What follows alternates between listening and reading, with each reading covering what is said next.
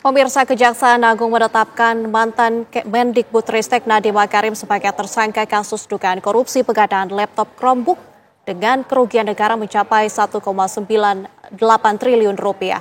Nadiem disebut telah melakukan pembicaraan pengadaan Chromebook sebelum dirinya dilantik sebagai Menteri Pendidikan.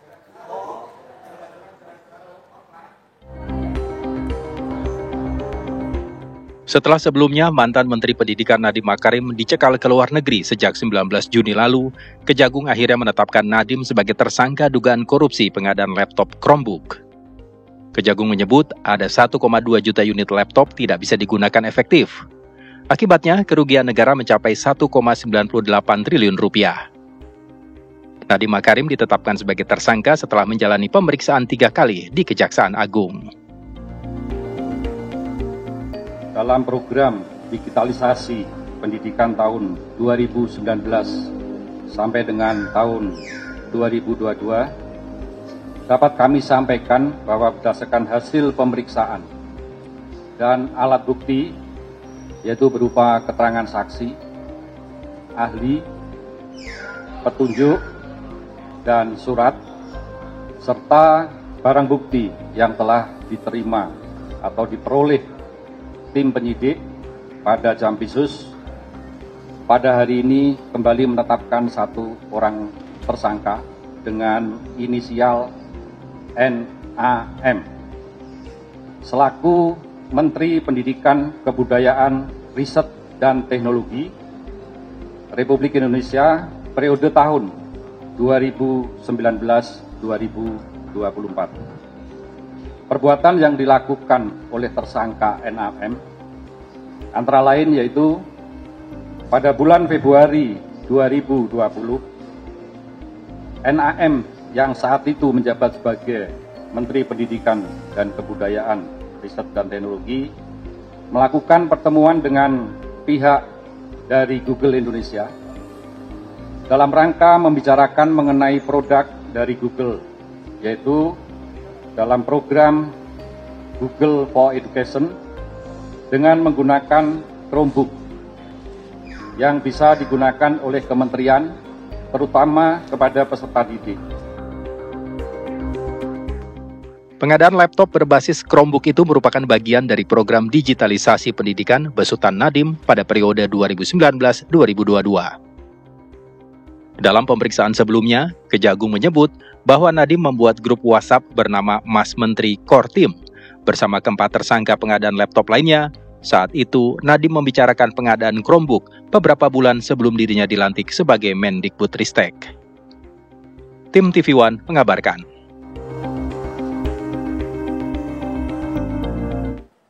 Pemirsa, mantan Menteri Pendidikan Nadiem Makarim merencanakan pengadaan Chromebook sebelum dirinya dilantik. Kemana kemungkinan tindak pidana korupsi ini mengalir? Sudah bersama kami pakar hukum pidana dari Universitas Jenderal Sudirman Purwokerto, Prof. Hipnu Nugroho. Selamat sore, Prof. Hipnu.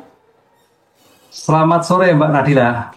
Prof. Hipnu, langsung saja, apa pendapat Anda soal penetapan Nadiem Makarim sebagai tersangka kemarin? Ya, kita sangat prihatin, Mbak, karena ini adalah lembaga pendidikan tinggi. Lembaga pendidikan tinggi itu yang menjunjung kejujuran, yang menjunjung integritas. Oleh karena itu, dengan dugaan korupsi yang dilakukan oleh Pak Nadiem, ini tampaknya menampar pendidikan korupsi di SD, SMP, SMA, apapun perguruan tinggi. Karena ini sebagai ujung dari suatu kementerian pendidikan ristek. Nah, oleh karena itu kalau kita lihat sebagai bentuk dugaan terkait dengan pengadaan Chromebook, ini suatu yang sangat disayangkan. Tapi ingat, Mbak, kalau saya ini harus objektif bahwa dugaan tersebut adalah pada waktu COVID-19. Di mana di sana diadakan asas Pak Presiden Jokowi mengatakan solus supreme lex exto. Kesejahteraan, kebahagiaan hukum yang tertinggi. Oleh karena itu, program digitalisasi yang dilakukan oleh Pak Menteri Nadiem waktu itu dalam rangka untuk menopang pendidikan yang COVID, sehingga diadakan adanya suatu digitalisasi laptop Chromebook. Nah, permasalahannya, kalau kita melihat perkembangan yang terjadi, tampaknya ada aturan-aturan mekanisme yang dilanggar dalam pengadaan laptop tersebut. Contoh misalkan yang kita dengar tadi dari Direktur Dikdik tadi, adanya terkait dengan pengadaan yang tidak mengetahui mekanisme. Nah, ini mekanisme. Mekanisme apa? Yang biasanya terjadi adalah pejabat pengadaan. Pertanyaannya, kenapa pengadaan tidak terjadi tersangka? Justru yang jadi tersangka malah sekarang menteri dan direktur PAUD, direktur SD, dan direktur SMP. Ini suatu luar biasa. Apakah pada waktu itu tidak menggunakan sistem sebagai pengadaan yang terjadi? Apakah pada waktu tidak ada perencanaan yang terjadi? Nah, ini yang saya kira nanti harus dikupas di dalam suatu pembuktian di dalam suatu persidangan nanti, Mbak. Oke, Prof. Hipnu. Kemarin setelah ditetapkan sebagai tersangka, Nadiem mengelak dan menyatakan bahwa kebenaran ini akan terungkap. Bagaimana menurut Anda tanggapan Nadiem ini? Ya, betul. Kebenaran akan terungkap. Memang kalau kita melihat sebagai bentuk keterangan dalam suatu pembuktian di persidangan, namanya keterangan tersangka itu untuk dirinya sendiri. Keterangan tersangka itu hanya untuk diri sendiri, asas yang menyatakan bahwa tidak mempunyai kekuatan pembuktian. Tapi ini penting. Artinya begini, Mbak. Artinya dalam pengadaan ini tampaknya ada relasi kuasa. Kalau kita melihat sosok Nadiem, itu sosok anak muda, sosok yang tadi jujur, orang kaya, pintar dan sebagainya. Kayaknya agak tidak mungkin.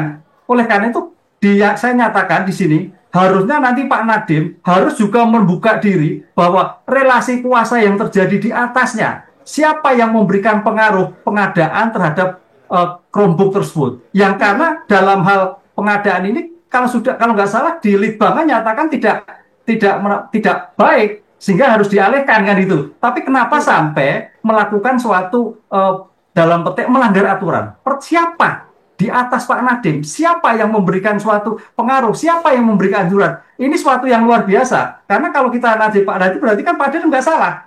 Tapi implementasinya salah dalam implementasi. Nah, ini Mbak, saya kira nanti harus berkembang sampai sana. Pak Nadiem jangan jadikan bemper, tapi harus membuka terhadap pengaruh-pengaruh di atas yang terhadap kasus ini. Oke, Prof. Artinya ada nama-nama lain ya, Prof, yang mungkin terlibat dalam kasus pengadaan laptop ini? Ya. Kalau terhadap nama-nama lain, pertama kemarin kalau kita melihat pengungkapan kasus ini Kejaksaan Agung luar biasa. Artinya disasar dari yang kecil. Oh, direktur SD, direktur SMP, kemudian stafnya dan sebagainya. Baru staf ini paling tidak kan menyangkut bahwa ini adalah anjuran dari Pak Nadiem. Kan gitu kan. Pak Nadiem yang memerintahkan kan melihat kalau berbagai kasus yang dicerahkan dari penerangan kejaksaan itu sudah demikian rigid perannya. Lah, pertanyaannya, Pak Nadiem berani menabrak aturan, berani memberikan perintah itu. Pak Nadiem diperintah siapa? Oleh siapa? Pengaruh siapa?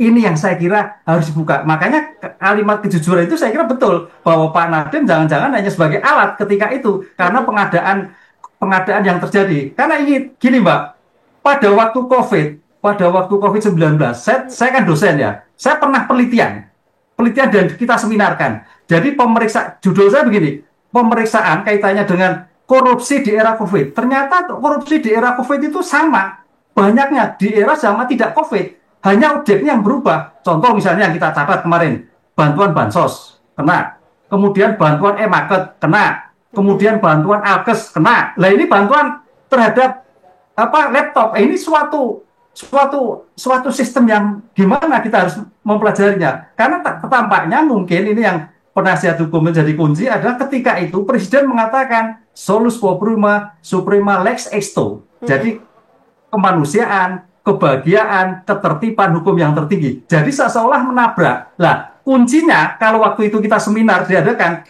kecuali negara dalam keadaan menyatakan krisis ekonomi. Itu baru semua ditabrak boleh. Tapi ketika Presiden pada waktu itu tidak menyatakan seperti itu, ya kembali pada aturan norma yang ditentukan dalam undang-undang. Baik. Begitu, Pak. Prof. Hipnu, dari analisa Anda, apakah karena ada relasi kuasa itu yang membuat akhirnya seorang Nadiem Makarim ini berani untuk mendobrak kebijakan yang ada? Tampaknya seperti itu. Pak Nadiem. Karena gini Mbak, kita contohkan ini agak belakang. Saya pernah di birokrasi ya, pemilihan rektor Mbak.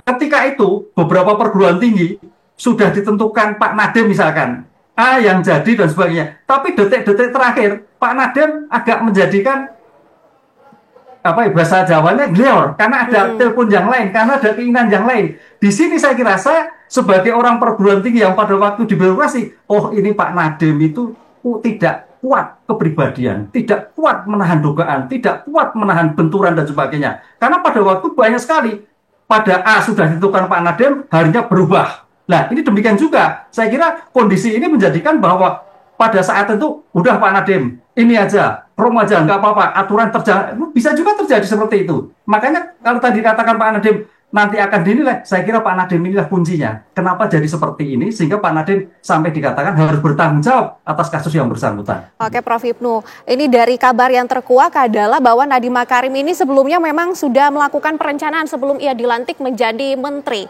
Dari analisa Anda, bagaimana seorang menteri Nadiem Makarim bisa melakukan hal demikian? Ya, artinya kan memang sebelumnya sudah ada perencanaan siapa pejabat yang menentukan. Kan gitu kan. Sudah ditentukan bahwa Pak Nadiem suatu saat kok jadi menteri. Jadi sebelum jadi menteri sudah ada persiapan. Nah, sekarang pertanyaan, siapa yang menjanjikan pada waktu itu Pak Nadiem menjadi menteri?